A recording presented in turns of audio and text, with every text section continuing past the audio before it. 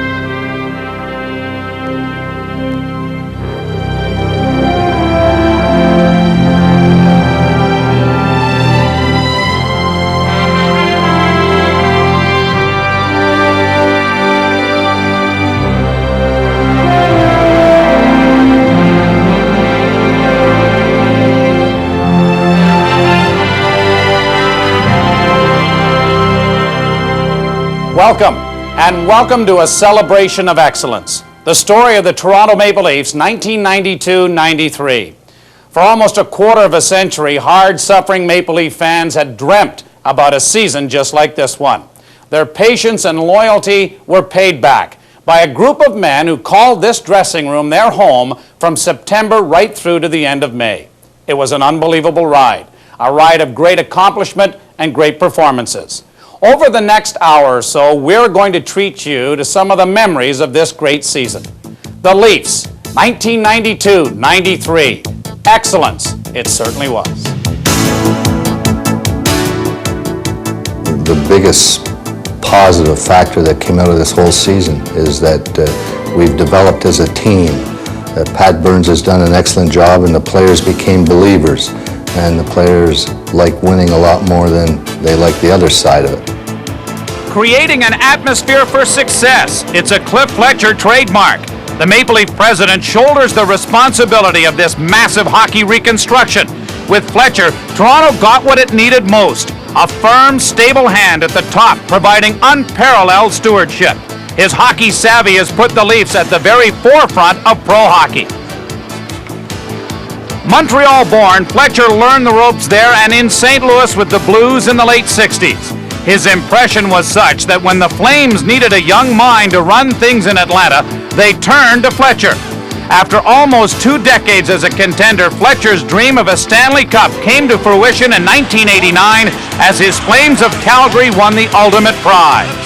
In June 1991, then-President Donald Giffen woos him to Toronto. Fletcher is exactly the tonic the Leafs needed to set a course for prosperity. In order to get the type of job done that has to be done so that all Torontonians and hockey fans and shareholders can be proud, then the person at the top has to have the flexibility to formulate policy and make the decisions necessary that have to be made. The first thing that he did, and it was so lacking around this building and this hockey team, was he brought a measure of respect, credibility, and class back to this organization. Cliff has produced an environment that's conducive to winning. It allows a player to concentrate on what he has to do to be a better player and not have to worry about whether it's going to be screwed up at the upper level. Put into motion by Fletcher and Gardens chairman Steve Stavro, the master plan included items like the welcome mat being rolled out for former Leaf stars like Ted Kennedy. The organization also decided it was time to honor many of those who wore the blue and white with distinction. Ceremonies respecting the contributions of greats Ace Bailey and Bill Barilko brought respect back to the sweater. You never see one of our jerseys on the ground. Our jerseys are either hung up or on someone's back. And we carry that feeling on the ice. If any one of our players ever got knocked down, they'd be right back up and working twice as hard. On the ice in year 1, Fletcher made bold moves acquiring future Hall of Famers Grant Fuhr and Doug Gilmour within 4 months. Year 2, the agenda includes securing Pat Burns as head coach, sniper Dave Andreychuk to complement Gilmour, and the promotion of rookie goaltender Felix Potvin. All moves with a distinct purpose in mind. it's something where he's earned respect through experience over a lot of years of being a general manager of a hockey team. And anytime a person like Cliff Fletcher can come in and take over a hockey club, you're going to have instant respect because of his past track record. I don't think anyone's made that impact in the Toronto sports scene ever that Cliff Fletcher's made with the Toronto Maple Leafs in 2 years, considering what he was up against. May 29th, 1992, and Cliff Fletcher and the Toronto Maple Leafs shocked the hockey world. They named Pat Burns as the 22nd coach in Maple Leaf history. The former bench boss of the Montreal Canadiens brings a no-nonsense approach to the game to this dressing room. He demands a better work ethic of everyone involved. And he brings with him a slogan that this team would live by game in and game out. Don't just play, compete.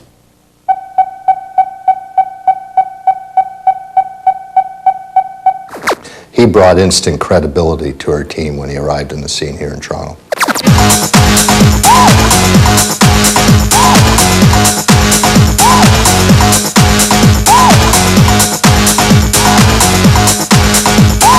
Hockey is almost like a play. They're the actors and I'm just the director. Join me for a ride, speed up the music. Join me for a ride, maximum overdrive. Join me for a ride, speed up the music. Join me for a ride, maximum overdrive. I don't think you can underestimate the job that Pat Burns did with this hockey team when you consider that most people didn't think that they were even a playoff team at the beginning of the year. If you're not prepared to work in practice or in a game, you're not going to play. One of Pat's coaching traits is when he's really mad to smile on the bench.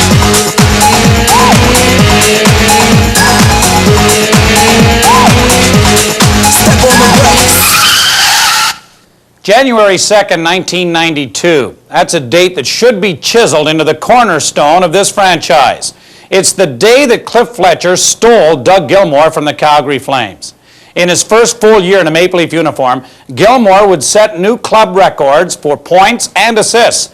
And in one game, he would tie a club record with 6 assists. But more than that, Doug Gilmour provided the leadership that would turn this franchise around.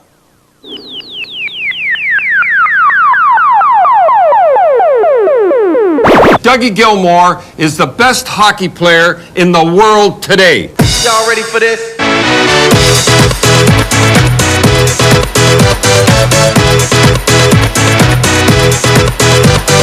Mr. Hockey here in Toronto. The best player I've ever played with. When your best offensive player is your best defensive player, you have what it takes to start winning.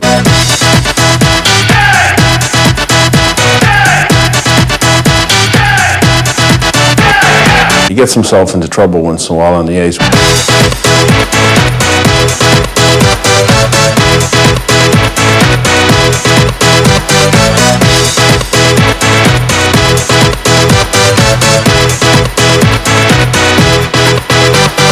I never knew Toronto was this good.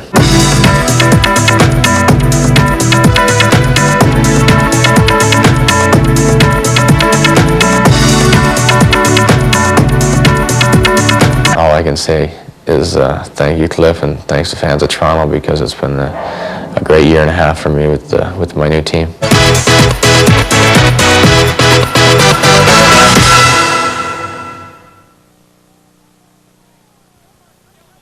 Gilmour with a break. Gilmour cutting right in a goal. Backhand scores! Here's Yager. What a great save by Patrick. Rebound in front. Anderson rolls to the net. Anderson scores! Marty McSorley. Oh, he was hit by Gilmour. What a hit by Henrik Chuck over the Winnipeg line. Lefebvre gets an uppercut. Down goes Brown. Down goes Brown. And Lefebvre leaves him there. TKO.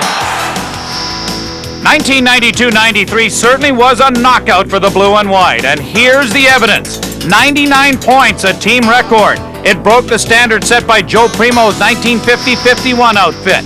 The 44 wins surpassed by 3 the previous club best. The Leafs made Maple Leaf Gardens an uncomfortable spot for visitors, something different from past seasons. 25 wins established a new club high, And finally, defense. 241 goals allowed, second best in the league. All great achievements.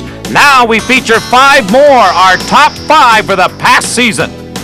At number 5, the remarkable accuracy of Dave Andreychuk.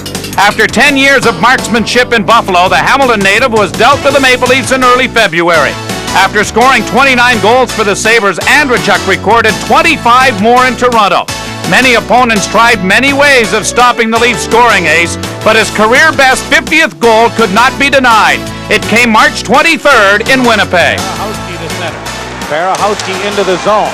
Drop pass Gilmour to Andreychuk. Shooting, scores!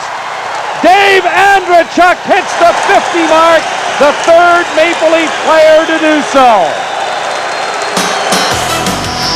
At number 4, Glenn Anderson, and yet another achievement for yet another Maple Leaf future Hall of Famer. In Edmonton, no one produced better when the games counted most. Testament to his 5 cup rings.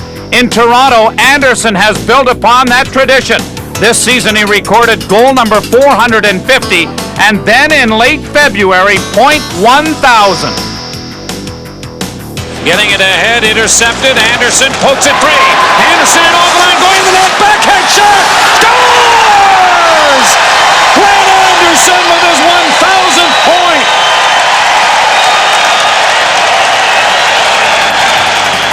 Less than a week later, the Leafs honored Glenn and his family at the Gardens for the accomplishment. Standing at number 3, a season of giving for Doug Gilmour. In a year of on and off ice brilliance, Gilmour's penchant for donations for others virtually rewrote the Toronto record book. The second Leaf to record 100 points, he set new standards for assists. In Edmonton in late March, Killer broke the club record for points in a single season, ending the year with a remarkable 127. But one February Saturday is our choice for number 3 on the list. Facing Minnesota on the 13th, Gilmour looked to tie the team record for most helpers in one game. The previous record was set by Babe Pratt in the 40s, but tied by 93 in 93. Can't get through, and Doug Gilmour looks for that record-tying assist as he hits the line. Gilmour dishes it off. Allen, the shot scores! Number 6 for Doug Gilmour ties the Leaf record. Number 2 on our list occurred the night after Gilmour's brilliance. Valentine's Day saw Darren Pupa make a rare appearance in the Leaf goal in the return match at the Met Center against the Stars. With Felix Potvin on the bench, Pupa's teammates left him virtually defenseless as Minnie built up a 5-2 lead and looked certain to rebound from a very sluggish Saturday. But from then on, a comeback of epic proportions, one that would be repeated many times later in the springtime. With a playoff spot on the line, Toronto stormed back. Mark Osborne made it 5-4 in the third. A major penalty for high-sticking Dave Andreychuk set up the tying goal and set the scene for a last-minute thriller. Behind the net for Cecil in the last minute of the third period. Cecil has Berg in front of the net. He's being worked over there by Stu Gavin, hacking and cross-checking it to the front of the goal. They score! Todd Gill! And with 40 seconds to go, the Maple Leafs have taken a 6-5 lead. For Leaf supporters, there's not much doubt as to the highlight at the top of our list. It features Pat Burns and his memorable walk to the visitors' bench on his return to the Montreal Forum. I was probably the most nervous of the whole gang. They just looked at me and sort of said, "You don't worry about it. We're going to look after this, and you just tell us who's next." I think it was one of the stepping stones to show that we could be a good hockey club, and it was a lot to do with what Pat had brought to the hockey club. Flipped over the line by Colin Clark. He shot, scores! Wendell Clark. Led by Captain Wendell Clark, several Leafs raised their performance level to match the emotion of the evening. Schneider having a tough time with it. Here's a pass to Gill. He's going in against Brisebois. Gill scores! Gill, beautiful goal by Gill going high. 3-0 Toronto. Late in the game after the Leafs had led 4-0, the Habs cut the lead to 5-4, but the Leafs were able to hold on for a tremendous character builder. Leafs are going to win it. 5 seconds remaining. The Canadians shoot it out to center. And this baby is over. Well, that's a huge win for Pat Burns. His players made him sweat a little to get it. It was a pretty gratifying win for me because I thought the players didn't go out and win it for me. We've shown you our top 5 moments, but there were numerous plays to highlight the Maple Leaf season. One in particular comes to mind, the final regular season home game, and Doug Gilmour is honored before the fans for both his on-ice activities and his charity work. And he also demonstrated an eerie ability to predict the future. Last but not least, thank Toronto, the fans. We're gonna do something for you guys yet, okay? Thank you.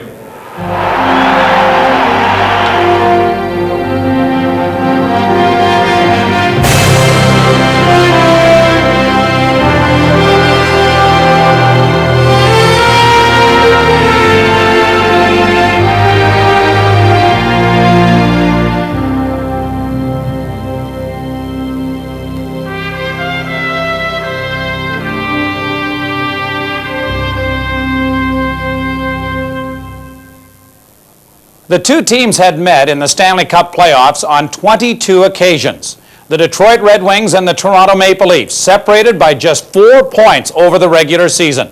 And we knew it was going to be a classic. The blue and white against the red and white. Families from coast to coast have gathered for over 60 years to enjoy these two rivals. Many will remember the gallant comeback of the 42 Leafs. Others will never forget hockey's immortal number 9, Gordie Howe. There's been the heroics of Bobby Baun and his goal on a broken ankle. In later years, the joy of viewing Stevie Yzerman, the Wings' great captain. This year's edition opened in the Motor City on April 19th. The regular season provided us with a pretty good idea as to what type of series this would be. You could count on the fact that tempers and emotions would be raised to an all-time high. The series also matched 2 of the game's premier pivots, Gilmour and Yzerman. On the combative side, longtime opponents Wendell Clark and Bob Probert would match muscle. Pat Burns had to wonder about a variety of things heading into Game 1. One would be the performance of Potvin playing in his first postseason Stanley Cup game. After the puck behind the goal, he shakes off a check. Yzerman! Scores! Yzerman! 1-0 Red Wings! Early on, the Wings saw Potvin and then challenged him in his house. Probert and Dino Ciccarelli would be a constant in the crease in games 1 and 2. So too with the Wings special teams. The Red Wings get a break. Sean Burr, he's in! Scores! Burr! Short-handed! 3-1 Red Wings! Out it comes to Yzerman, the net empty at the other end. Yzerman! Center!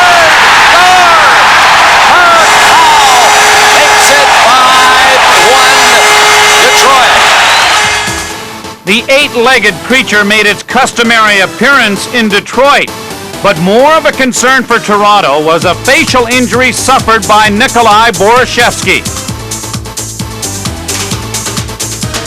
It would leave the Leafs' hopes up in the air.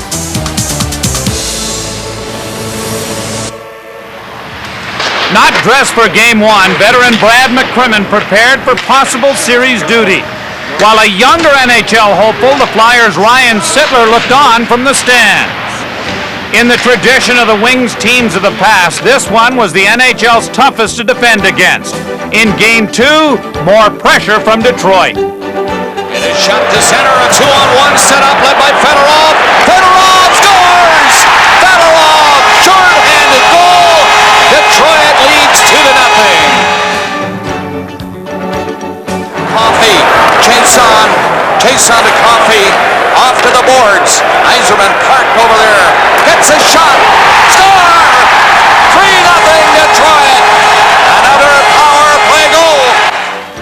The Wings built an insurmountable lead. Then the game got very nasty.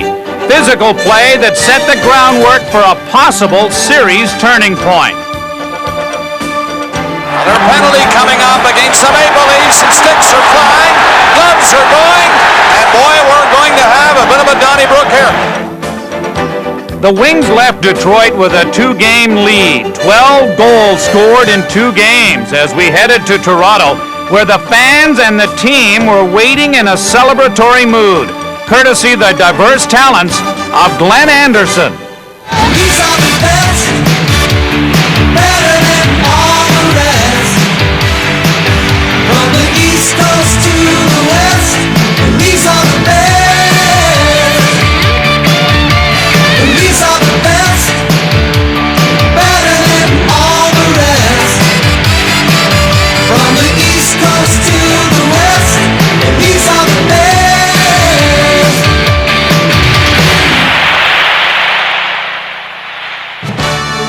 Fireworks kicked off Game 3. Mike Ilitch's Red Wings knew right away that something was different about the Leafs 48 hours later. Dave Andreychuk, shut out in Games 1 and 2, stood tall in Game 3. Here's Andreychuk cutting in. That one stopped by Cheveldae. Leafs are on it again. Andreychuk. Cheveldae made another big stop. Foligno getting up front of the net. Andreychuk scoring. I call him Clyde because of the orangutan on every which way but loose. He's got such long arms. I'm a guy that passes the puck. He's the guy that finishes the play. Here's Gilmore.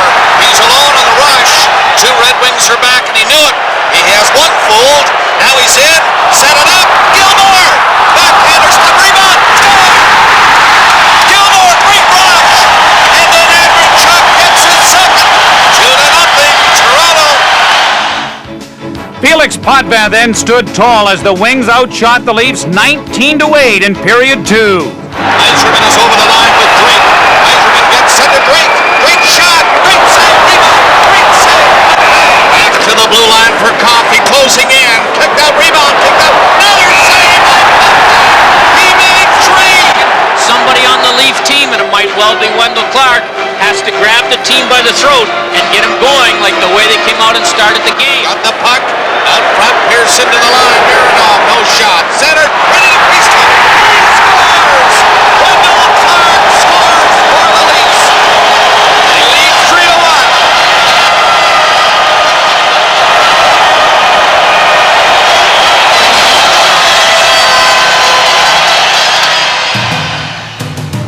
Game 4 on a Sunday night in Toronto. The fans, buoyed by the Leafs' efforts in Game 3, were optimistic. Norm Ullman and Paul Henderson were part of the sellout crowd. And what they saw was a throwback to the so-called good old days. This game was physical, both sides challenging the other for every inch of ice. It was all tied 2-2 in the third until Andreychuk came through again. The Leafs get it to center ice. Gilmore's there. Spun around, but keeps going. Andreychuk faking the shot. Now the shot. Hit the center. And he scores! Andreychuk scores! And it's 3-2 Toronto. All night, the Wings tried to get Potvin off his game, but this youngster would not budge from his game face.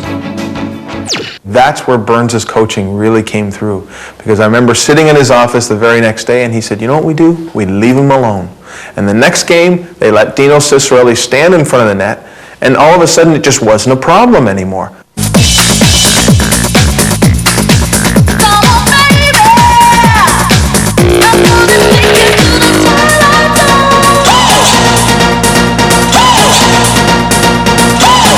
Time, take a break. When Cliff asked me about the move, should we move Grant Fuhrer, and I said, I think the kid can do the job.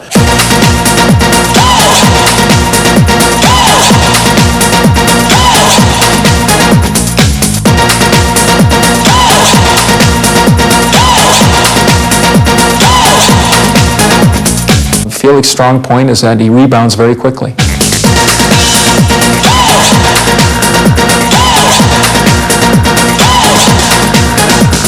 Cool, Mr. Cool. He's a cool, competitive kid. He understands the challenge and wants to challenge.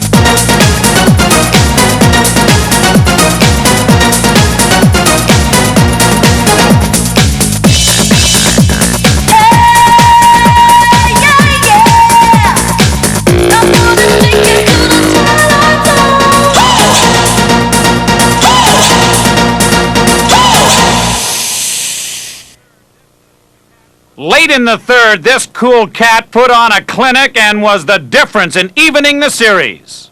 Coffey with it again, 20 seconds in the penalty. Coffey to the side of the goal, centered in front. Racina shot, stopped by Potvin. He's got a hold of it. Detroit will pull out all the stops. Here's a shot. And Potvin has it. Potvin has it. 11 seconds left. It comes over the line. 5 seconds left. The Leafs are going to tie the series. And listen to this crowd. Game over.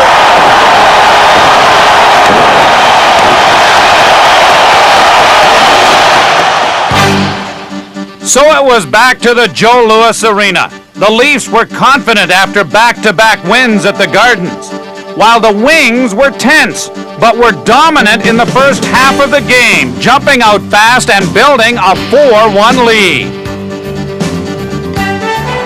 Red Wings on it again. Fedorov going in with it. Ciccarelli scores. Ciccarelli. The Leafs then began a remarkable comeback, refusing to take any guff from Detroit. In part led by a veteran winger whose mature guidance on and off the ice was first formulated in his hometown of Sudbury, Ontario, where he was a minor hockey hero. I think everybody, in Northern Ontario, either you're a diehard Leaf fan or a diehard Canadian fan, and I'm definitely a diehard Leaf fan. I was when I was growing up. In 1991, Mike Foligno lived out that boyhood dream of playing for Toronto. Less than a year later, his dream seemed as shattered as the leg he broke. Remarkably, after therapy, Foligno returned to play a huge role for the Leafs. Heart and soul, he's the emotion of our hockey club. Foligno had his man tied up. Brushelevsky is there to help. Brushelevsky poking it behind the net to Clark. Clark is around the goal, gets out front, took a shot, and another. Drift to the high one, score! It's a goal! The Leafs have tied it on that high shot. Foligno set up Wendell Clark's tying goal in Game 5. Then in OT, he capped the comeback. Now Toronto right back in again. Clark down the left wing. Clark in front of the net. Foligno scores! Michael Foligno has scored for Toronto, the winner in overtime.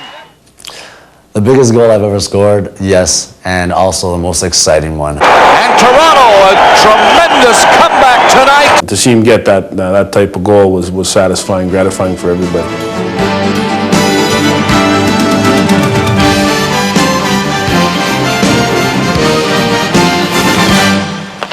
At the morning skate prior to Game 6, the Wings' focus was squarely on their captain, Steve Yzerman.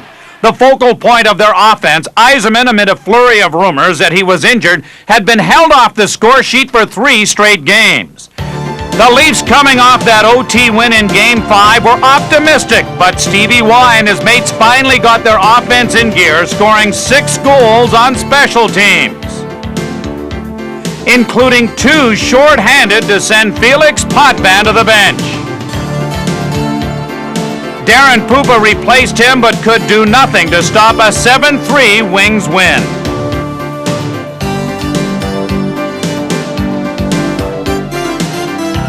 For Game 7, Pat Burns made a key move in his lineup. Nikolai Borashevsky returned. He went with 5 defensemen. There is tension in all Game 7s. This one was no different. On the ice and off, the anxiety was obvious. Here are the echoes of a classic. eluding Anderson, but then he lost it to Gilmore. He made a good move going in on the defense and then centered it. Score! Anderson from Gilmore, and the Maple Leafs take a 1-0 lead. Here's goes in front, and Cheveley kicked it away to Fedorov. He's up over the line with Primo behind him. Pass!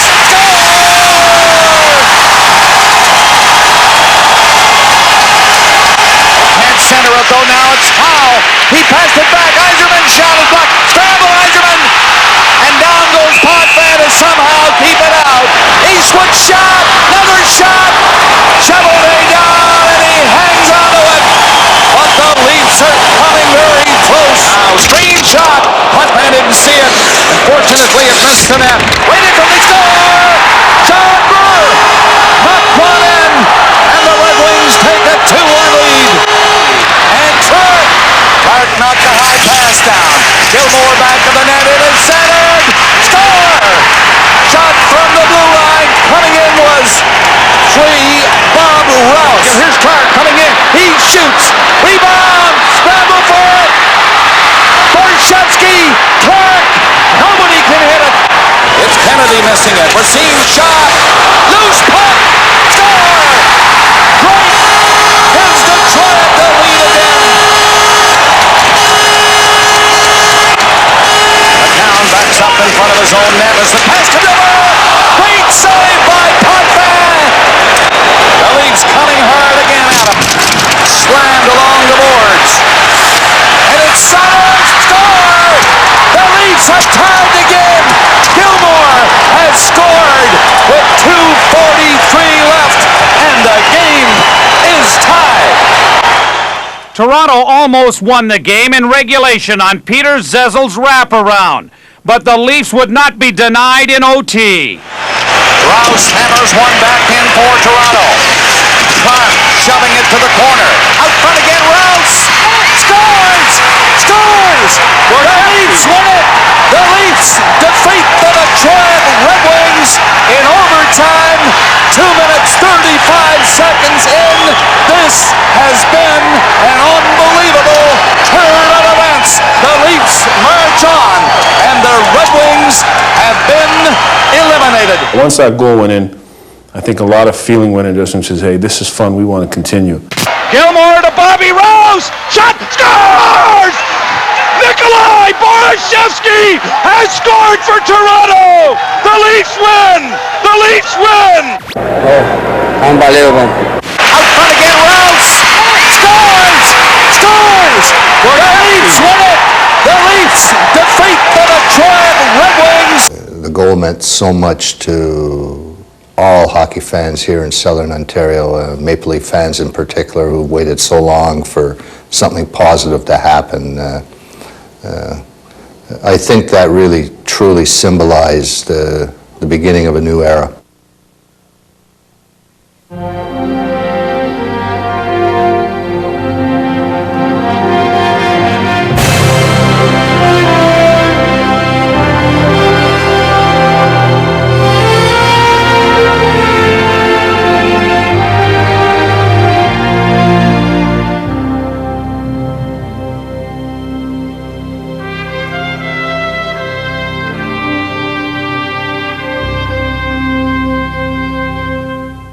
The Maple Leafs would get just 1 day of rest, and some 48 hours after the biggest win in 15 years in this franchise, the Maple Leafs would prepare themselves for the St. Louis Blues. And the Blues were red hot. They had eliminated the Chicago Blackhawks in 4 straight games.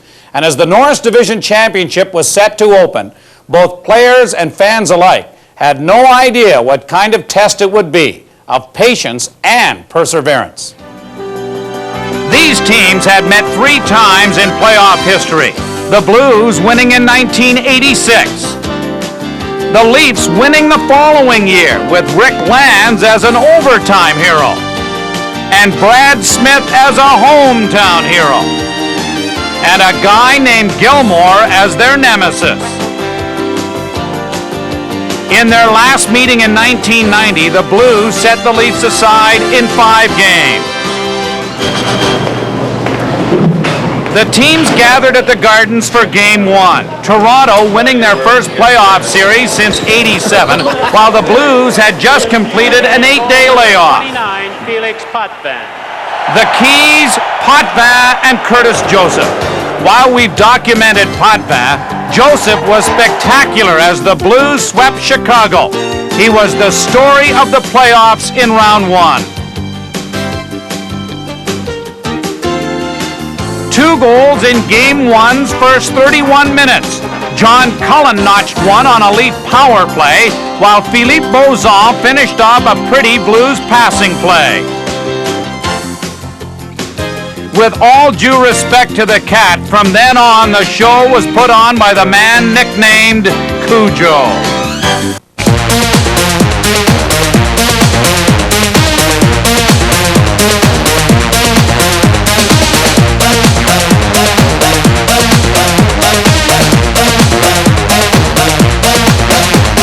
You hit the 60-shot barrier, and you're going, okay, this just cannot be. A lot of times we had come to the bench and started laughing because we couldn't believe that the puck didn't go in the net.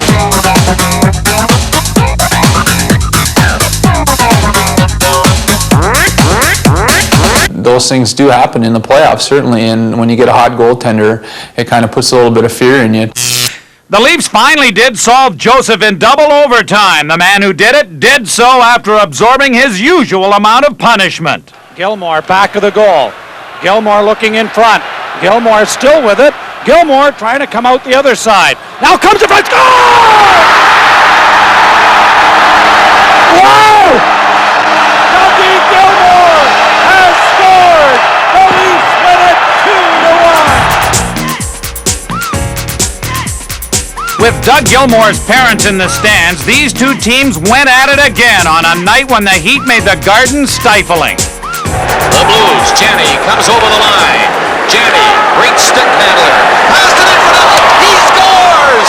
He found the hole somehow in front of the net, and a wicked high shot over Potvin's shoulder gives the Blues a 1-0 lead. The Leafs would tie the game later in period 1. This one needed help from the video goal judge. Gilmore got credit, tied 1-1. From there, we all settled back and watched the two goalies trade miracles back and forth. Osborne takes the pass, coming in. Great save by Joseph. Pennington leading a 3-man break, dropping it to Hull. Hull, stopped by Potvin. Clark takes it, shoots it in there again. He got the puck loose. Hull centered it. Potvin comes in with a big save. Remarkably, like Game 1, this game ended on shot 98, but the result was different. Zensel will pick it up on the boards from Pearson. He missed it. And the Blues send 3 away. Janney is coming in there. Janney gets in. Great save. Score! The Blues get the winning goal. Jeff Brown, the defenseman, comes up after Potvin had made 2 big saves.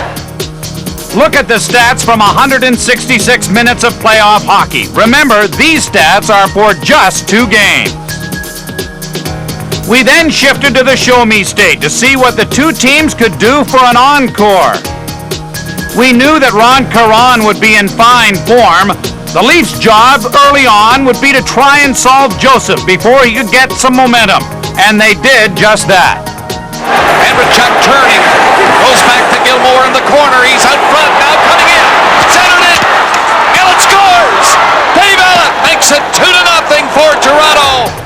But the Leafs got sloppy and allowed the Blues 3 goals to get back in it. In the third, Garth Butcher capitalized for the winner. Gill went after it. The Blues pick it up. Miller brings it in. Miller's sidestepping a hit. The pass.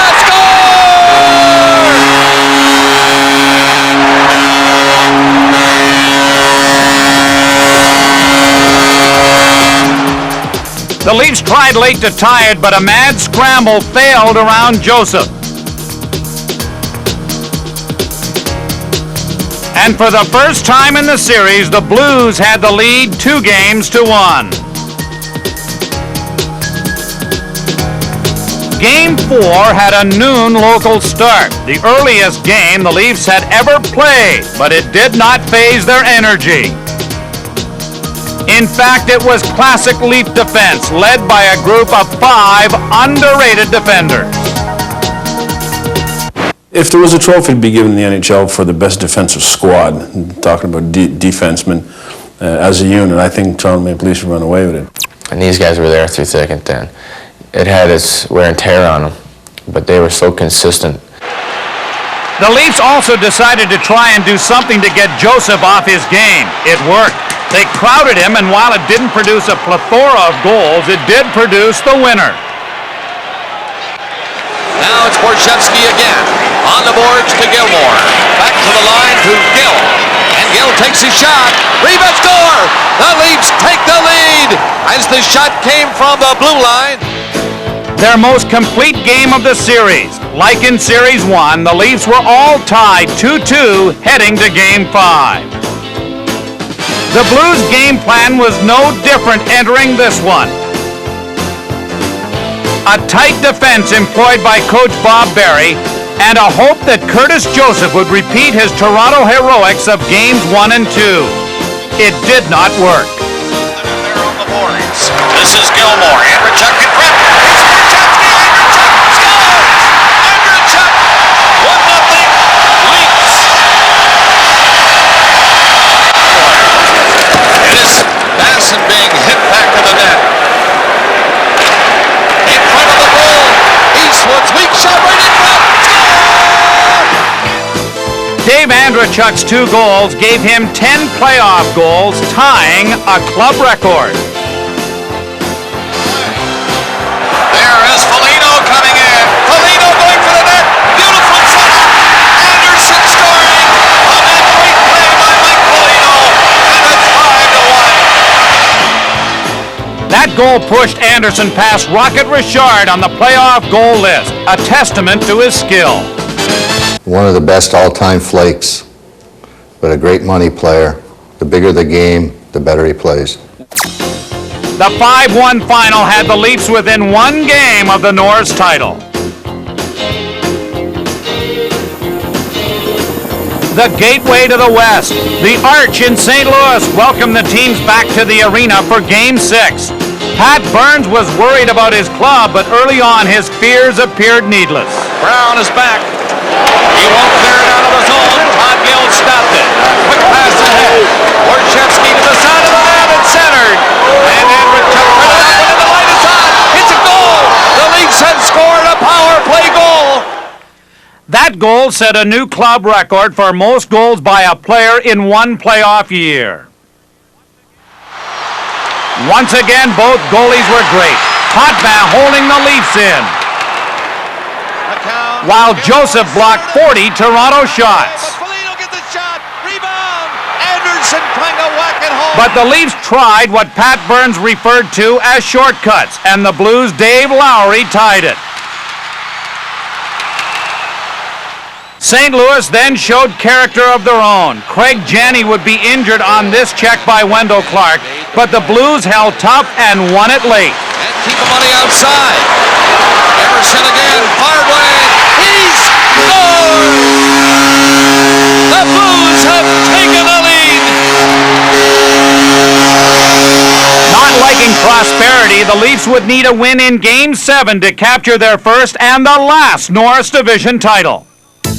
The atmosphere was electric on a Saturday in May as Game 7 approached. The first Game 7 at Maple Leaf Gardens since 1964 when Andy Bathgate scored the Cup winner. Early on, the Leafs simply blasted the Blues away. This one was no contest. Gill takes over. Gill slides a pass in there on the right side and gets it handed back. Hammers it and he missed the goal. Rebound! Andrechuk scores! It is Gilmore and Clark. Clark takes the puck, gets away from Giles. Clark centered it. Score! 2-0 Toronto. Korchelnyski and Anderson coming in. Anderson and center. Score!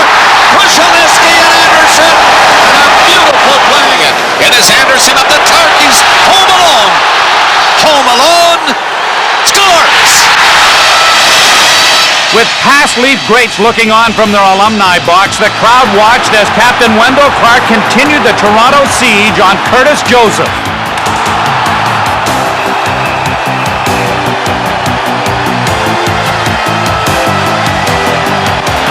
Here's Foligno, hooking it back to Krushelnyski and Vanderbilt. Vanderbilt gets his first. It's number 5 on the night for the Leafs. 5-0 is your score. And Vanderbilt. Ella turns away from Lowry. A pass to Gilmore. He's going in on goal. He scores. Gilmore. 6-0 Toronto. That goal by Gilmore gave him another notch in the club record book, passing Darryl Sittler.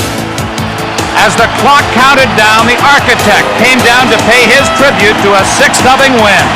5 seconds left. 6-0 Toronto. You got it.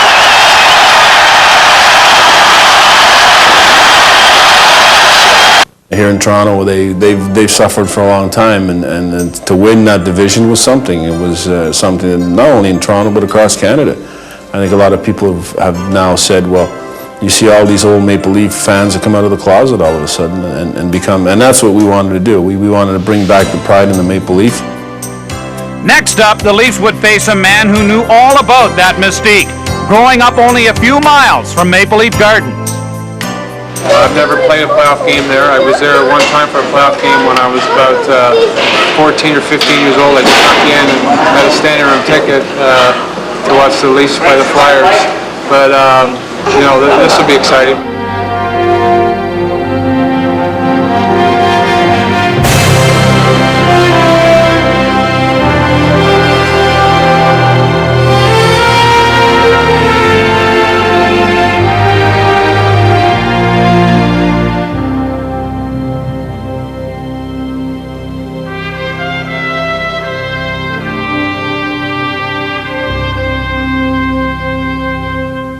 Impressive? You bet. The Maple Leafs among the Final Four of the National Hockey League, heading to the Campbell Conference Final against Wayne Gretzky and the Los Angeles Kings. The city was going hockey mad. Toronto once again was a hockey town. Gretzky looking for his 5th cup and the Kings first, and the Maple Leafs looking to win their first Campbell Conference Championship. And as we got set for Game 1 in Toronto, it appeared that all of North America was watching. Brody slapped at it. It's knocked down by Cezzo. Cezzo centered one.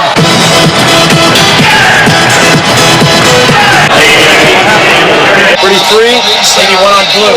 Pass to center to Gilmore. He falls, but shot the puck in. Where's the chance for stick save, rebound! 31, great touchdown save on Ray. 5, Happy, back it up. Kings, who dress 7 defensemen, are playing 5. Water's not seeing much ice. Puck back of the net and Gilmore in there. It'll come off the boards to Rouse. Slides it past and they score! Gilmore tapped it in after Rouse shot it from the blue line. 1-0 Toronto. This series was to be a matchup of Wayne Gretzky versus Doug Gilmore. 93 got the Leafs up early, while 99 set up Pat Conacher for the tying marker. Later, Gilmore took over, playing what Harry Neale called the best 6 minutes of hockey he'd ever seen. Watch it right here. After the pass, Gilmore way down low. Perfectly legal. Gilmore got the pass and goes in with Clark. Clark on a steep angle, couldn't shoot it. Center, Anderson, yes! Anderson! 2-1 Toronto. Hey, that's good muscle power in the corner there, man. That's beautiful stuff. Gilmore would notch 4 third-period points to end the evening, or so we thought. And Gilmore. The Leafs coasting home to victory here in Game 1. Anderson comes in. Gilmore was hit inside the line by McSorley, and this is going to draw Clark and McSorley into a rocket. They're throwing punches. Oh, Clark is nailing McSorley. Now McSorley comes back. Our best player was laying on the ice and hadn't got up yet. Had he got up right away, we'd have continued to play, but he hadn't got up, so I thought he was more hurt than he was, and so I just went over and talked to Marty. Boy, this is nasty feelings now. I don't know whether he's talking to LA King players. No, he's not. He's talking to Melrose. And Burns is trying to get down at Melrose. Behind the Leaf bench, there's Burns telling Melrose, if you want to play that way, you're going to have to go through me too. I feel I'm part of a team, and if I could go out and help my player, I don't think I'd step on the ice and do it, but you want to do it sometimes, because that's the type of coach I am. That's the kind of family I want. Is everybody pulling for everybody and everybody backing up everybody. The Leafs as one stood behind Gilmore as he almost single-handedly won game number 1.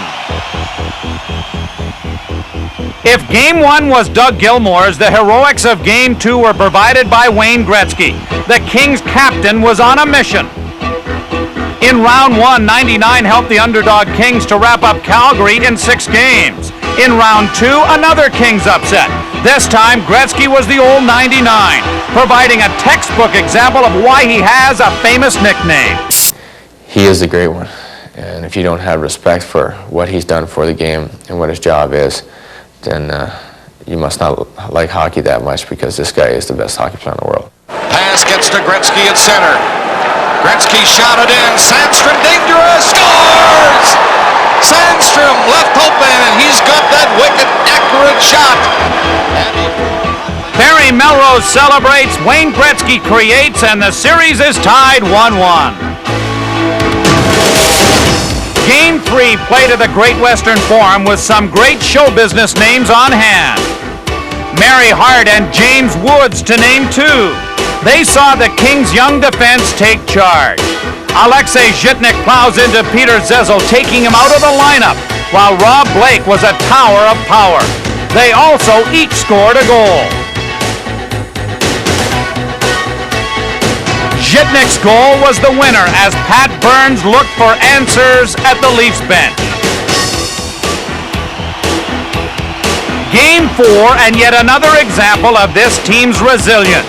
Predicted by many to be finished, the Leafs surprised those in attendance with a textbook performance. 2-on-1. It is Eastwood coming in with Pearson. Scores! Eastwood on a break and use the fake pass. Wayne Gretzky cut that lead in half with his first goal of the series. This one would also tie his idol, the immortal Gordie Howe. Each player having scored the same amount of career goals. Have a look at those numbers. The Leafs bounced right back from 99's goal as the veteran Mikes, Foligno and Krushelnyski teamed up for the eventual game winner. For the 3rd series in a row, the Leafs were tied 2-2 after Game 4. May 25th was a special day for Mark and Madeline Osborne. In addition to their family, had the game taking second billing. The doctor assured us that it would be delivered by 7 o'clock, and he was an hour off, and it was just at 11:24 of the first period, I believe. But there was a nurse's station right across the hall, and soon after that, I periodically went in to see on the TV, and Crusher had scored to make it 2-1. On the outside, and that's Rouse playing it in there. It's tipped in by Krushelnyski. And then Slide tied it up to make it 2-2. And by the time we went into overtime, we were all up in the hospital room upstairs. The 3 of us with both of our mothers watching overtime. Anderson skating out front. Here's his shot. That's Buck Anderson scores. Anderson scores. Gets the rebound, and the Leafs win it.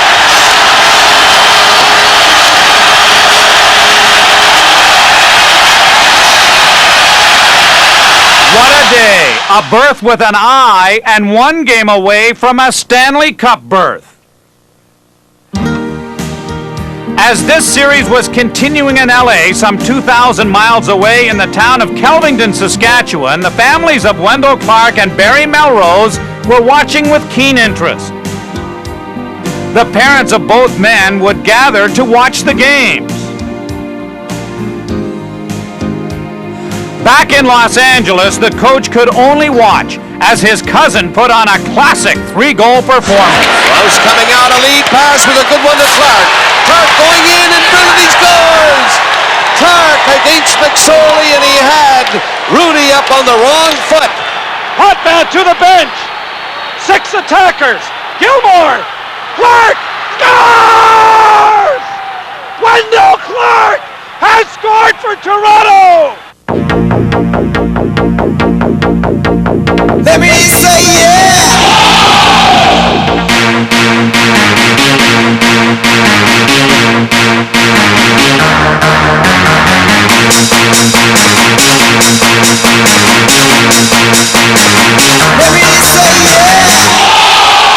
As a captain, he knew that I looked upon him, not vocally, but just to look in the eye to say, hey.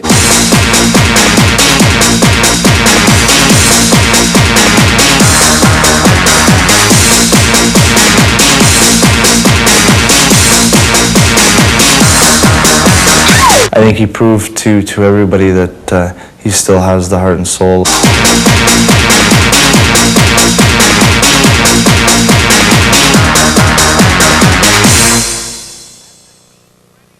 As the teams readied for overtime, the Kings were facing elimination, but would be on the power play. Early in the extra period, controversy. Wayne Gretzky's stick clips the Leafs' Doug Gilmour in the face. He's cut, but there's no penalty. 99 gets a reprieve. And under a minute later, scores the game winner. Yet another Game 7 in the offing. Here's the words that went with some great pictures. Ladies and gentlemen, welcome to Game 7 of the Campbell Conference Final. Gretzky coming in with McSorley. McSorley to Gretzky. He scores! Gretzky and McSorley on the return pass. And that's a short-handed goal. McSorley and Gretzky again. Gretzky takes the pass. In front, Sandstrom scores! Sandstrom from Gretzky, and it's 2-0 LA. 35 seconds left in the penalty. Gilmour and Andrechuk. Andrechuk going for the net. He's around the goal. Center Clark scores! Wendell Clark. And the Leafs get a power play goal. And that's a big goal for the Maple Leafs. It's Gilmour trying to shake loose. He's caught in the corner. Millen all over him. Gilmour trying to kick it loose. Now he does. And he gets it past in front. Goal! Anderson! It is tied! Gretzky grabs it into Sandstrom. And Sandstrom back to Gretzky. Gretzky scores! Gretzky gets the pass and blasts one by Potvin. And Gilmour tried to set up Wendell Clark. Gilmour again. Clark scores! Clark has tied it for the Maple Leafs.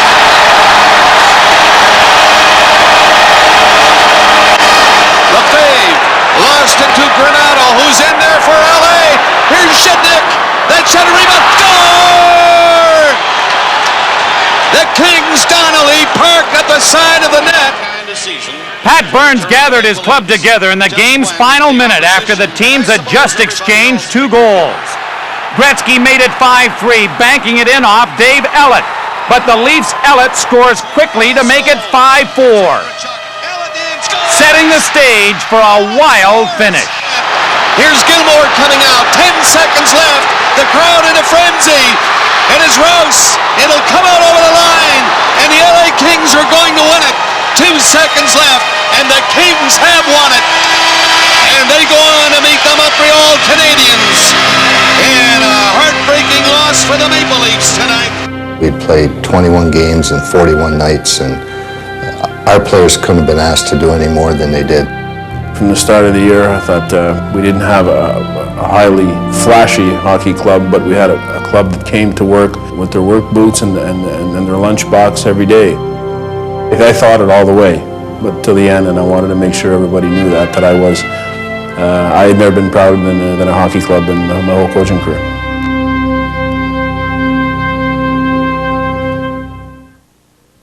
You've got to move it.